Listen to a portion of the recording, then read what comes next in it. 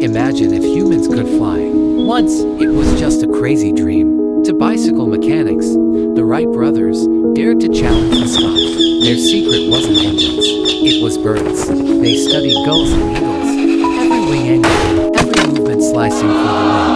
The world laughed at them, called it impossible. But in 1903, with a wing design inspired by birds, they built something revolutionary. And when their machine finally lifted off the ground, the world froze in disbelief. The twist: human flight didn't come from machines. It came from the wings of birds above us.